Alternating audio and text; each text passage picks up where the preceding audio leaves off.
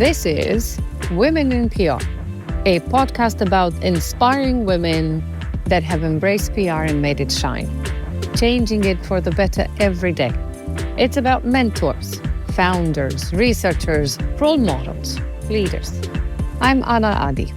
Women in PR is brought to you by Quadriga University of Applied Sciences in Berlin and professionalpodcasts.com. When we talk about AI and PR, most of the current research and debate focuses on using AI tools for content creation, social media management, or data analysis. But what about the people side of things? What about internal comms in particular? How do we ensure that in our rush to adopt AI, we don't lose sight of what makes organizational communication effective? The human element, the relationships, the understanding of our own people and colleagues. Our guest today helps us explore these questions. Monique Zytnik is the chair of IABC MENA region and author of Internal Communication in the Age of Artificial Intelligence. Her path to PR was, in her words, hugely squiggly, and we'll definitely let her tell us all about it in a minute. She'll share insights about stakeholder mapping, communication measurement, and how AI can enhance rather than replace human communication in organizations. So, Monique, welcome to the show. Thank you so much, Anna. We've been working hard at making this happen. It worked and it didn't for a few times, but here we are. In every other podcast, the opening question to all our guests was, how did you end up in PR? So we're not going to move away from that question, but rather ask you the same. How did you end up in PR? Well, Anna, I've got a hugely squiggly career because originally I was a physiotherapist. So I was working in hospitals, treating patients. I actually did a stint in a physio clinic, running the practice, which was also super interesting. And I realised that I could start to tell the day that my patients decided to get better. And I was particularly good at those really complex patients. And I kind of worked out that there was more to it than just the science part of how many angles or how many degrees your knee was moving or what kind of electrotherapy. So that'll come back, I'm sure, in our conversation. But I quite enjoyed all of the technology that we got to play with. But it was more than what electrotherapy one used or what types of treatment you implemented. There was this whole aspect of motivation, of understanding your patient, understanding your client, and working out how could you help them want to be better in the right way. And that might be a sports person who you're trying to encourage them to rest. Sports people and very motivated people want to keep going and doing damage to their body, but getting them to rest. Or maybe people who needed to be motivated to get up and about and start to trust their knee or their ankle once again in order for them to get better. So I went through a period of reflection and I worked in a bar for a little bit, which I loved because, it was really fun and a very different environment. But I decided I wanted to do PR because that's all about motivation. It's all about influence. It was all of these things that I'd started to learn about, but they don't really talk about in physio at university. So that's how I ended up, and I applied and I went to RMIT University to do my postgraduate in public relations, communications, and then went on to do a master's. Do you still see your clients as patients? Well, I was very much, it's typically in the hospital environment. It's very much that in the hospital they are patients, and then once you get to the outpatients, they're called clients. So I see the people I work with as clients. I'm there to help. Oh, so they've been out of hospital, right? They've been fixed in a sense. Forgive the going They're on the out road, hopefully on the road to recovery. Nothing so seriously broken. That's right. It's interesting, right? So working in PR, to see your clients, if you work as a consultant or as an agency, to see as people on the road to recovery, I think that that should give people a little bit to think. But you started in Australia, yet you're not in Australia anymore, are you? No, so I'm in Berlin. I have a bit, and my family has a bit of a love affair with Berlin. I was finishing my master's and we thought, let's go to Berlin, not too expensive. Monique can do the study and then we'll move on to London. And of course, we ended up staying for 6 years that time. And I eventually got to London with work and it was just too busy. I think I had too much of an experience trying to get the tube from the airport or something like that. It wasn't my thing. And then we sort of popped back and forth from Australia to Berlin. We were actually in lockdown here in Berlin and then couldn't get back to Australia because the borders closed, and then eventually decided to move to Berlin for good just over a year ago, so a year and a half, in June 2023. Look at that. So you're a Berliner now. And not only that you're a Berliner, you can't sit still. As far as I know, you wrote a book, a very intriguing and incredibly useful book called Internal Communication in the Age of Artificial Intelligence. What inspired you to write the book? So I'd been in Europe and working with clients such as DHL on 3D environments and sort of like a metaverse environment, which requires a different way of thinking, and started to talk about immersive communication at different conferences, including the IABC World Conference. And to me, there was this real need to build on the existing theories and models that we have to allow us to explain the ways of communicating for the future, to think of it in a holistic way without just throwing out what we've had in the past, but building on it. And also a simple overarching model, because of all of the complexity of nowadays, we need things that are simple model that we can also use to explain to leaders how effective communication at scale works. There are so many books, Anna, for leaders on interpersonal communication, how to communicate with their team or how to be a charismatic leader. But they're really, in fact, I believe my book's the first one. There aren't any books that help them understand how to communicate at scale with their people. It's something that they usually learn on the job, and it's an ongoing frustration with communication professionals when they need to get something done a certain way and their leader is the one with the power, with the budget and the decision-making ability, and they don't get the need to be strategic. They don't get the need to move beyond just simple tactics and actually build things together in a sensible, comprehensive way that is actually going to get results. And that's what my book does. It explains a simple way of not only communicating this between the communications practitioner and the leader, but also for the leader to understand how the tactics build out into an effective strategy that's going to get business results. So in a way, your book is not at all for communicators. It's demystifying comms to those who run businesses or own businesses and run teams, and they think they know how this is done. But quite often they know that they don't. They just haven't had time to learn how to do it. And quite often they're going on gut feeling as well. But a good communicator will often work with their leader and upskill them. But you're absolutely correct, Anna. It is a book for communication professionals more broadly and also business leaders. So your head of HR, head of IT.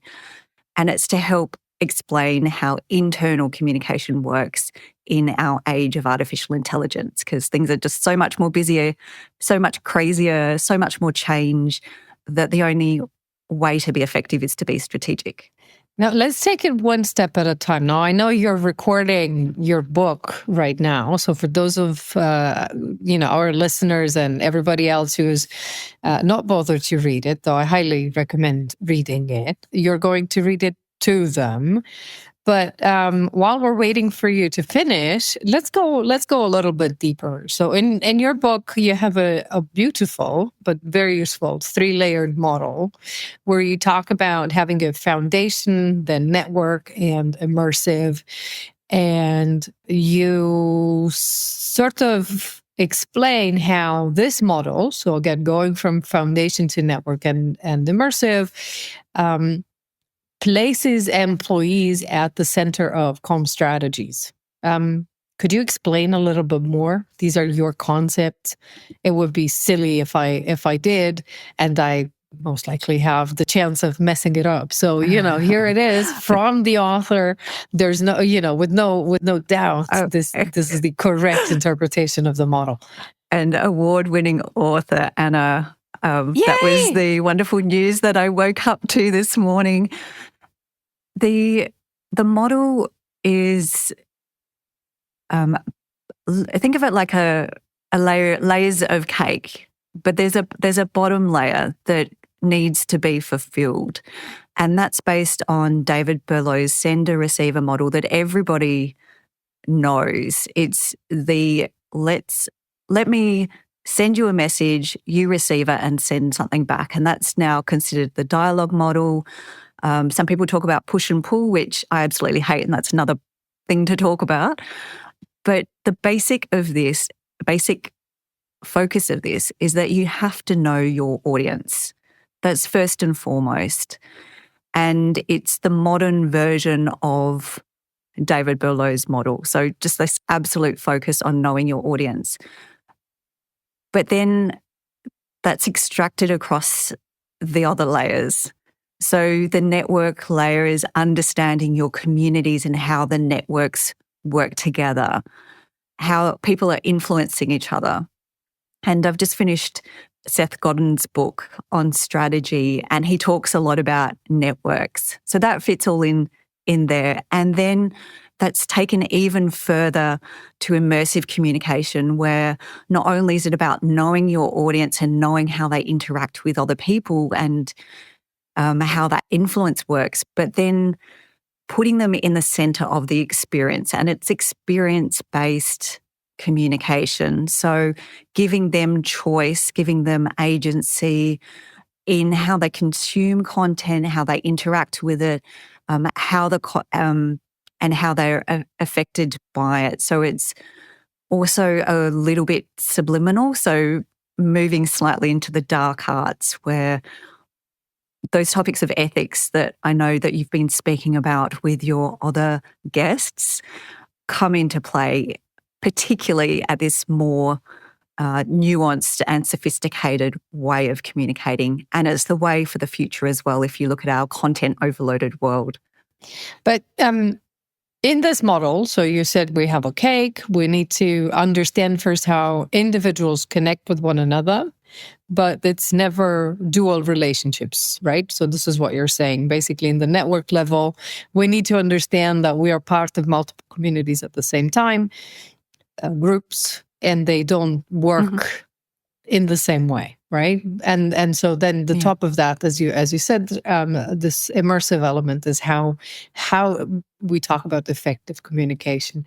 But in this every level, though, this means that you would have different tactics, right? Different tactics to connect with different issues and people that would help you move forward or identify common interests or share values. So what are these tactics, and how do they help organizations first? And then I have another question about how they might not help.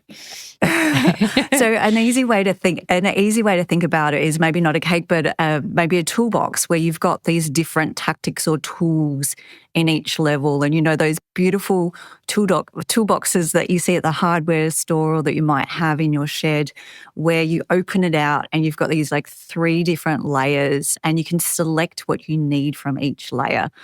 And if we look at the network layer, you might have a massive campaign, but you might think about, okay, we want to spread this campaign across different branches in the organisation, cross silos. And then you could look at how do you form champions. So a champion network would be a perfect example of a strategic part of the network layer, and things that you might use as tactics would be to have your identified champions or influencers within your organisation, set up meetings with them regularly to get that consistency, share with them say if you're announcing a technology project or a change project, share with them early and get their feedback and work with that network to get them to give you ideas and insights. And then when they're happy and ready on board, activating them and working with them for them to spread it beyond your network, beyond the champion network, through to employees. So you get that peer-to-peer communication. So these, and that's where you'd equip them with, say, appropriate gifts, assets, maybe hot kind of news that they get. They're the first ones to announce it. You're not announcing it from the CEO. It's a peer-to-peer announcement of, oh, did you hear? Or guess what? This is the new feature. So they're the tactics that fit in with this bigger part of the strategy. And the reason why this is so important is that a lot of people or a lot of practitioners will hear from senior leaders, oh, we need a video. But how do they explain all the other bits and pieces that need to go around that to make it effective? And the different focus areas that they need. Like a video could be anything. But if you're equipping your champion network to share maybe their own videos of their own experience with a particular product or a particular technology that they're promoting through their network, then it's a very different experience and outcome than if you're creating a CEO formal video. So that's how it works. It's really to help with the thinking and put things into easy to use toolbox where you can get the tools that you need without getting lost in the process. But you also mentioned, your book reviews and then integrates a lot of the science and the models that have been published in the past. One of the things you keep on coming back to, at times quite explicitly, is the importance of stakeholder mapping and engagement. And you and I have had the opportunity to speak about this on multiple occasions in the past.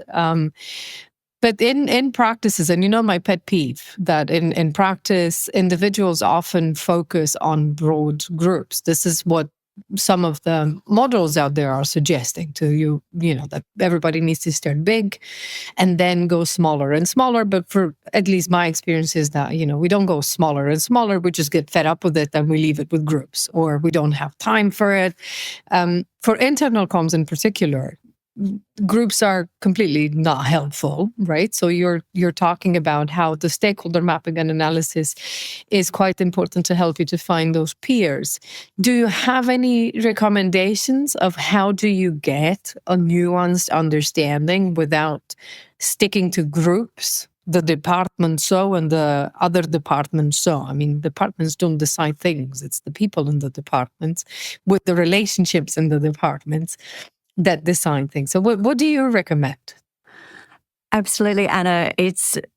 communication is about relationships, and we just had a fantastic event recently with the IABC here in Berlin with key leaders from Meta, Coca-Cola, and Fraser Medical, and it comes down to the relationships, and relationships quite often are on that one-to-one level. So my recommendation when looking at your stakeholder mapping is to first, the very simple one is you can use just look at who needs to be. It's the RACI model. You can either use the RACI model, but you need to really sit there and look at who's going to promote, as in individual people, who's going to be on board and promote what I'm doing, who's potentially going to disadvantage from this project, who's got a pet peeve, who's got and who might be sitting on the fence that I need to influence and get on board for it to be successful. Because I haven't been a part of any major or even a minor comms change campaign without needing to have the right stakeholders on board from the start and it's like aligning your troops going into battle. You're not going to be successful if it's all big and fluffy. And one of my managers, it was a long time ago, I think in my first internal comms job, gave me the advice, never walk into a room hoping to influence without knowing the opinions, the views and the positioning of every single person in that room beforehand. So you go back to research in that sense. Let me park that question about research in a moment, because I do know that's also an important part in your book. But since you speak about influencing, you speak about relationships. The bright side of comms is that it can persuade. But the dark side of comms is that it can persuade, right? And particularly in organizational contexts, everything that we've seen so far, not everything, but a big area of research is focused with organizational strategy, and therefore, in plain English, is getting organizations their way, right? They get what they want. And they get to tell other people what is the right thing to do. However, there's this other area of research that is way more concerned with comms dividing. Yeah. So you spoke about knowing and going into a meeting, knowing where people are sitting on any particular issues, what their preferences are, because that can help you both in the process of alignment. You spoke about identifying peers, because that can foster in-group cohesion. But you spoke about relationships. People have preferences. So that might also mean that identifying peers, identifying opinion leaders, if you want, you might also end up suppressing dissent or concealing wrongdoing. One example, and allow me to put this just a little bit more into context. A few years ago, if you might recall, when we started talking about diversity and inclusion, as well as about toxic environments at work, Google had a big walkout, if you recall, because one of the things that Google did, and it was by the book, is have internal structures that would allow, not quite whistleblowing, but would allow one to report cases of abuse, toxic relationships. However, within the American context, it turned out that if those issues were addressed internally, they couldn't be turned into legal cases later on, should the people wanted that. Right? So the same desire to do something right by some people meant quieting it down and suppressing it for others. How can you encourage, this is my question, how can you encourage dialogue and transparency without that, without the dark, and the negative effects of basically quieting down and ostracizing those that might not align perfectly with what the organization wants, or might not respond in the same lines as the peers that we found to help us promote these causes. Long question, I know, but loads of context too, right? Oh, good. I'll do my best. There are two things. There's the policy and the culture and what you're trying to achieve from what you've written down and you've worked out. And then there's the communication, which brings it to life, which helps communicate it, helps encourage people to exhibit the right behaviours, encourages people to be aware of things like what the policies are, helps people be aware of, as a manager, what I can and can't do. And then there's the learning and development component that quite often crosses over with the communication in terms of the training. Mm. And in this particular case, like a lot of communicators also find the problem that the senior leaders want communications to fix everything. And you can't fix a shit sandwich. If you've got a really crappy policy and they haven't thought out, if we do this, or if we have this internal whistleblowing and we don't put these other guardrails in place, if your policy's not right, then you can communicate it all you want. You can engage people all you want. You can teach people about it all you want, but you still have a crappy policy. And that's one of our jobs, is to help our leaders understand what communication and what influence can help with, and where they just need to go back to the drawing board. I was speaking with a very senior leader before who was, it was a couple of months ago now, who was very, very frustrated because their DE&I team wanted to communicate about DE&I. And he was like, but we don't have any policies. Like, what are the policies? Like, what's the foundational framework and structure and where we sit on all of this? This needs to be worked out first, and then we can communicate. It's funny because I think you're becoming a German now. You speak about, processes and policies before you talk about communicating, which is a very German cultural trait. I mean, jokes aside, Germans are big on process and procedure. So, well noted. Welcome to Germany, we'll say. It's not just that. I've worked in startups and I've worked in government. I've worked in places where the process and the policy has held back communication and held back advancement because the process was too cumbersome. But I've also worked in organisations where there was no policy, and the confusion that comes when nobody's really sure what the rules are because they're not written down and not explicit, then there's too much room for movement and too much room for misunderstanding because there's not that common agreed upon position. So something is important to be written, right? The essence, it doesn't need to be much, but there needs to be something so that teams and more teams together can work both towards as well as upon. I think they can build upon. Something to remember. And that's why we write down communication plans.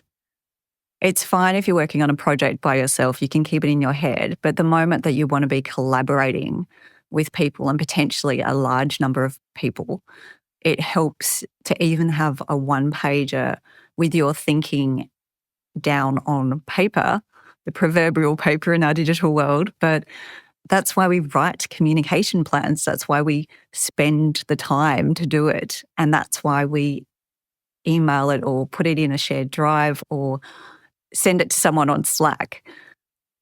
But it's for that common understanding.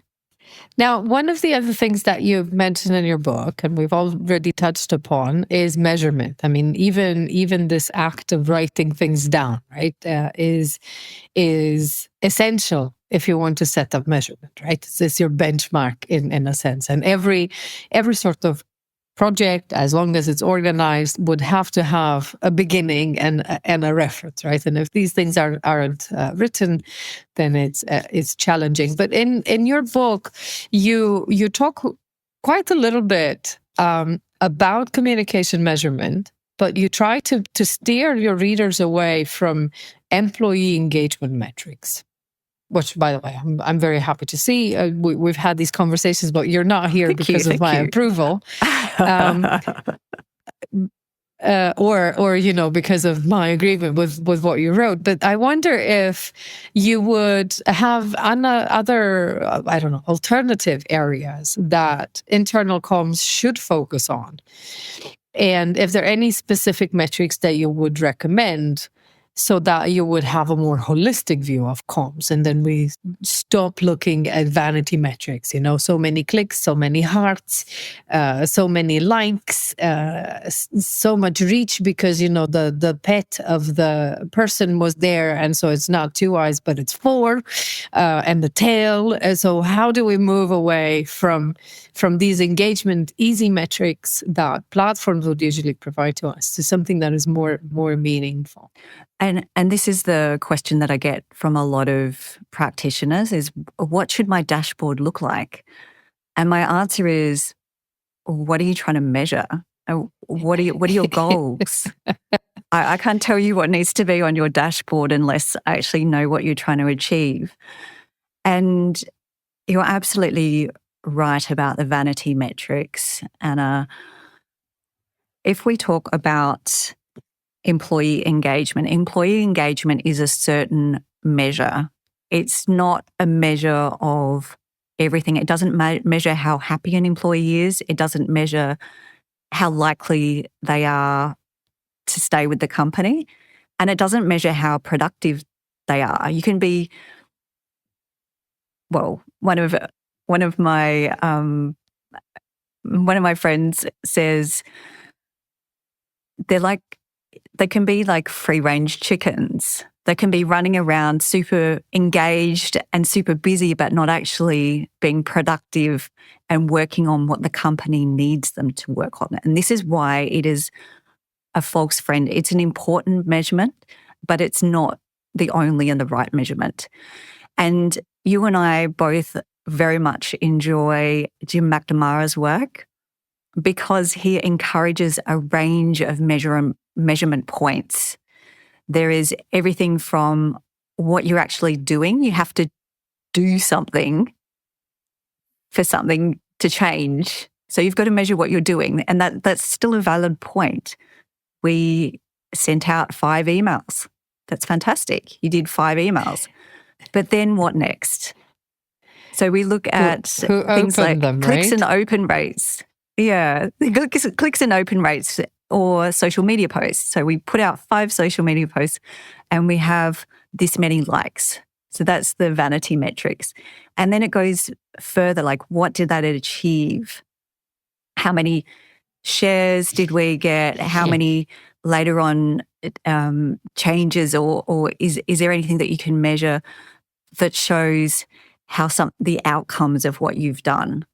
So we sent out 5 emails and all of them opened by 50% of the staff, and there was an increase in the number of people who signed up to Anna's podcast because it's the best podcast, obviously. But then debatable, what's the impact? But thank you. That's right. Then what's the impact? So we take it even further. What's the impact? Has Anna got plenty of new subscribers? And does that mean that she's competing with Stephen Bartlett for sponsorship money and all of the rest? Like, what's the business outcome at the end that we're getting to? And if I can just go back to the employee engagement.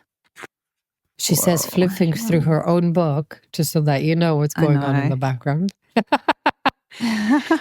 But while you look for that impact, because you gave the example of the podcast, impact would be either in knowledge or preference or behavior, right? It depends what we're working on. But for the podcast, impact could be I have learned something and therefore I have changed my mind about public relations, right? From servant to strategist or to responsible persuader. The other might be I will do something else. I will change my practice as a result, or I will buy Monique's book. Right, so that impact goes beyond the immediate and the immediate result within that channel, right? Because we were talking about the podcast. And then one of the other things would be value. What does that mean to me, emotionally? And it might mean that I feel less alone in in moping about, moaning about the things that work or don't work in comms, or I feel more empowered in raising my voice in the future. But you found your stuff in your book. So going back to employee engagement. But first, I also wanted to point out that you might have low vanity metrics, but you might be reaching your impact. And that's essentially what counts. The impact is what you've set out to do with your comms, whether it's impact on the business, whether it's impact on you as a person, whether it's an impact on other people and their views. So if you stick to vanity metrics, you're potentially shooting yourself in the foot and feeling sad about some vanity metrics you haven't met yet. You're still reaching that impact level. While you go back, it's just we had at the Digital Communication Awards recently a case when someone came and presented a really fantastic organization, but you wouldn't necessarily think of an organization in that field, right? Someone who goes through the seas and ships stuff, right? And their metrics, when we saw them, were rather low. I mean, funnel and everything. And the first thing that you have associated with metrics and with comms is that big numbers are good, right? Because from big numbers, then you can go to smaller numbers and smaller numbers and smaller numbers.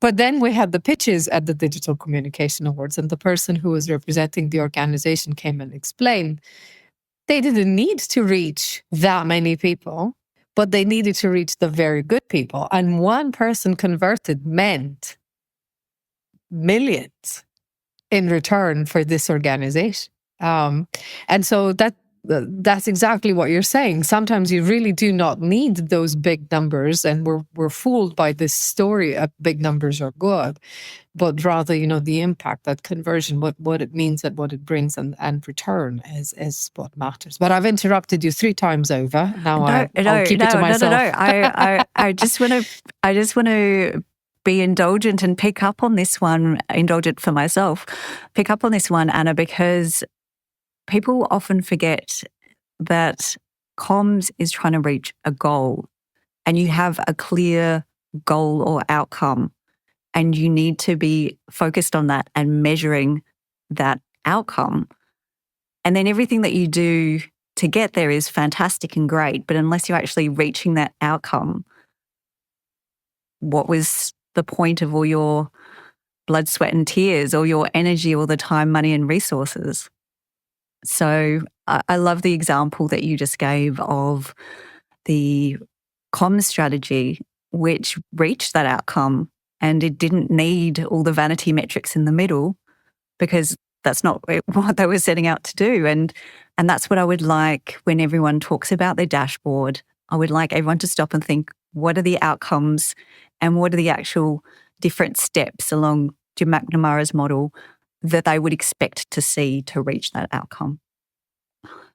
But the bit about employee engagement that I found really interesting and actually learned through doing my book, because I had a lot of conversations with a lot of exceptional practitioners, including Belinda Ganaway. And we came up with a model because we were having an Austausch, as you say in Germany, a big discussion about where this fits in the employee engagement. And we worked out that there is this really clear relationship between employee alignment, employee experience, and employee engagement. And these components fit together, and it's yet another reason why just focusing on one isn't the solution. It's not the solution in terms of looking at all of the measurement and metrics, but it's also not the solution in terms of getting holistic outcomes. So it's about the employee experience, which is how employees feel about their experience across all elements and their interactions with the organisation. It's people and the work. And it's quite often those employee life cycle moments. So that's the employee experience. And we all know about the EVP and those different components. Then there's the employee experience feeds into employee engagement. So if they're having a good experience, they're more likely to be engaged.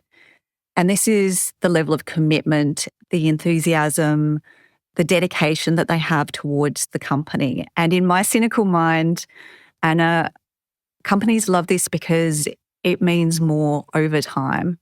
It means more that our human minds and bodies are putting into the organisation potentially for free. And it's not necessarily a bad thing because quite often people find that fulfilling. But we need to be clear and recognise that. And sometimes it can also be elements of fear. So I've worked with organisations where people will work stupidly long hours because they're fearful, because they're almost to a point where it's detrimental to their health. They are fearful for either how they will be societally treated within their team. So some of those behaviours, they could be fearful of losing their job. They could be fearful of not having promotion opportunities, a number of things, but it's not necessarily a good thing. And again, they might not be productive. They might be working on the wrong projects. And then the last bit is the employee alignment, which is about working on the right projects.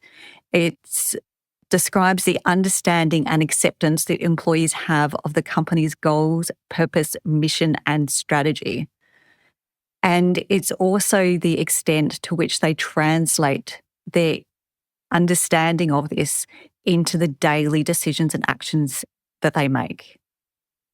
So this is why all of these elements fit together, because employee engagement without employee alignment is not beneficial necessarily to the organisation, because they might be very engaged but working on the wrong projects.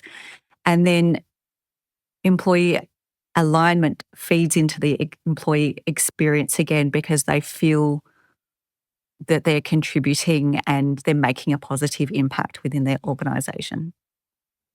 So this is how you end up with the dashboard in a sense, right? You work backwards from the change that you want to see, or the image of what successful is, and you work yourself backwards through the channels, through the messages, obviously through the stakeholders and their interactions to get there.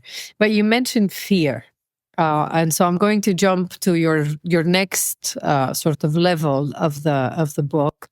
You speak a lot more in your book about immersive communication, although this is a book that is supposed to tackle and is tackling to a degree internal comms in the age of AI. When I think of AI, there's been quite a bit of fear when large language models last year in particular made this considerable leap from being gibberish and just fun to play with to coming up with significant positive results. But the thing that came up very, very quickly after that, after the enthusiasm of having large language models perform, was fear. Yeah, was fear that we're falling behind, was fear that others will do better, was fear that we don't know, was fear that we can't keep up.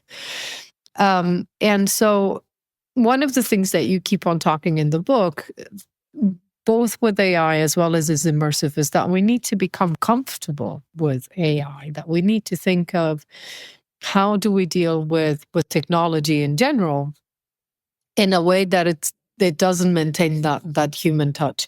Would you mind elaborating a little bit on your views of AI and then how they link to immersive communication in your book, for internal comms in particular? Sure. I'm just a humble person. So I don't think I can make AI go away, and I don't think anyone else can. So it's here to stay. We can either understand it and use it in the best way possible to help our lives be easier. And understanding also means understanding the pitfalls, understanding where our human rights might be impacted, understanding what we can do to protect ourselves. So that's my positioning, is it's a technology, it's an element of technology. And quite often nowadays, I think we use different parts of AI without even realizing it. And it's about making sure that it's working for us and that we're being smart and that we're protecting ourselves and as well. So more broadly, I can see there are a lot of opportunities and a lot of ways that people are already using AI in the comms space. And it would be silly for us to ignore that. It would be silly for us to say, oh, I've got a vacuum cleaner, but I'm going to leave it in the cupboard and I'll just get out my little dustpan and broom and just try and somehow keep the house clean just with that. I mean, the technology is there to help us. So that's why I encourage communication teams, and I've got a section in my book, sort of an overarching way that you can do this, but to again look at what is their positioning and their function in the organisation, what processes do they have, and where can AI make things easier for them. It might be, let me give you an example. I remember not that long ago, well, it was a while ago maybe, I had a job writing, it was one of my first comms jobs, in the Premier's media unit in Victoria. And it was in this media unit with these ex-journalists. We had to be careful because they'd throw the footy across the room and you had to duck in time, otherwise it might hit you on the head. And they'd sometimes get out the cricket game and play cricket. This is in the government department. It was really lovely. They were super smart, very confident journalists that we were working with. And I had this role to take the tapes from the doorstop, so the Premier's doorstop, and out of the little cassette recorder and put it in this machine that had a foot pedal. And I'd press the foot pedal and listen to what he was saying and try and type it out. So type out the transcripts for this audio recording. Now, fast forward to now. I can take a digital file, upload it into my Microsoft Word. It's not even a fancy program. It's a basic Office product, and have a transcript that's pretty good in just a matter of seconds. Well, that's a great change since last year. Am I gonna be insisting that I have my little dictaphone audio tape, let's say analog audio tape, those little tiny ones, and be sitting there with a pedal machine trying to listen as a football game is going on across my head? And this is not like soccer. This is Australian rules football with a big red oval ball flying across your head. Am I going to be doing that, or am I going to take the quick and easy option and just have a digital file, upload it into the transcript option in Microsoft Word and get on with the other stuff I need to do? I don't know. See, I don't know. I mean, maybe you get healthier by pressing on that pedal, which is definitely something that you'll have to take care of extra now I that was that is crap, being taken Anna. away from you. No. I was crap. I'm sorry. It was a temp job. I was honored to be in such a privileged part of the organization, but it was crap. I learned a lot. I got to speak with like the Premier's speechwriter and things like this. And I was just starting out in my career, but I was crap at typing out stuff from an audio thing that I couldn't quite hear anyway. So I'm glad for the improvements. Well, okay, point taken. So there we speak about deficiency quite a lot, and a lot of these things that are out there, we take them for granted, but yet they have brought quite visible efficiencies, if you want, to our processes and life. But this is in a sense what you're saying, right? That whether it is AI or whether it is anything else that is going to be immersive, I don't know. We're going to make our emails smell maybe next time rather than have a jingle. Whatever it is, we need to take the people along and understand not only what the organization wants and where the efficiencies are going to be, so things made faster with hopefully less resources, but also where the humans are in this entire process. And at times it might not have to do anything, might not be anything to do with the technology and the efficiency that you're gaining. You're solving something else, right? That a fear that has to do with human connection, a fear that has to do with pace, with space, and that's where the communicator's role is coming in. Right? Not necessarily as a supporter of technology, no matter what, but rather as understanding where and how that technology supports, if at all. Maybe some of us go back to the pedals.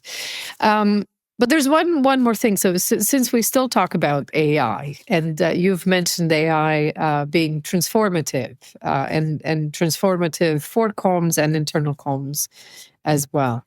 Is there any mindset? Are there any skills that you've noticed being useful recently and that you'd recommend others to consider moving forward? Well, I would like practitioners and also emerging professionals, so students, to think about in our content glut world that is only getting worse at the moment because AI can write stuff super quick. It's never a question about having enough content now. How are you going to engage with your key stakeholders or target audience in a meaningful way that makes an impact and gets the results that you want? And so this is where in my book I propose this immersive communication mindset, which is looking at a really personalized and also experience-based approach to communication. So having that mindset and rethinking how you do things instead of saying, oh, let's do a content marketing campaign. It's like, well, that might have been effective a couple of years ago, but I don't know, unless you pull some fancy strings and have a great following, if that's going to get you the results that you want now. And then the people might even have forgotten by tomorrow. So think about the time and energy that you're spending and rethink about how you can get to your end goal, to the outcome that you're trying to achieve in a better way. And I think that's why we're seeing a lot more of an appetite for in-person and a lot more of an appetite of people getting together and less of a desire for the online events. And it's because people want that experience. People want the sights, the sounds, the smells, the hugs, the more than just what's on a screen. And it was really interesting at the event the other day. It was Sigrid Østreith, who from Meta, director of communication for Central Europe, who said that our new role is like a spider web, bringing the relationships together and focusing on repetition, consistency, those types of things, rather than, and that we need to, again, go back to that knowing your stakeholders, knowing them really well and pre-briefing, understanding them, preparing them for things and working closely together. Well, I think that's a wonderful wrap up. But you did say something when we've started that you won an award. What is the award? What is it saying? No surprise, but you gotta spell it out. I hear the news is very, very fresh. So go on, brag to everybody. Then I can cheer as I'm allowed to for the end of the episode again for a job well done. Thank you, Anna. So it's the Goody Business Book Award that focuses on business books that give a social impact, and that's something right up my alley. And the award that I was a winner for was the Technology Game Changer. And I also won a follow-up or a finalist, I think is the word, award for marketing, communication and PR for that category. And for an internal comms book, to be globally up against all of the marketing, PR, comms books available and to be recognised in the category as a finalist is something that's definitely put a smile on my face, Anna, and a little warmth in my voice, I think. Well, obviously. No, warmth I don't think in your voice is needed at all, but it's well deserved. Congratulations again. Monique, that's all we have time for today. Thank you. And we'll stay in touch. Thank you so much, Anna. It's been an absolute pleasure. I love your show.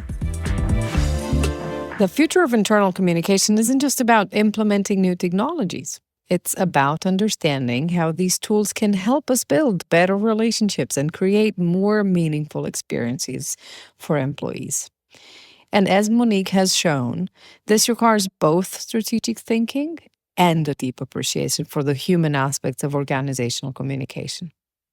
Now, if you found today's discussion about alignment and team dynamics interesting, you might want to revisit our conversation with Lindsay Uitenbogart, where she talks about Mirror, her diagnostic tool for improving team alignment. And if you're curious about the broader implications of technology in PR, then go back and find the interview with Carmen Romero, because that one also has really interesting insights on managing communication in an era of misinformation. But still, we've had Monique today. And as Monique has said it, there's nothing wrong to think strategically, but do not forget about the people.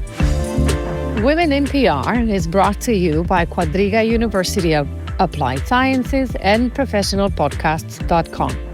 To learn more about the show and my guests, do check out the show notes. I do have show notes now.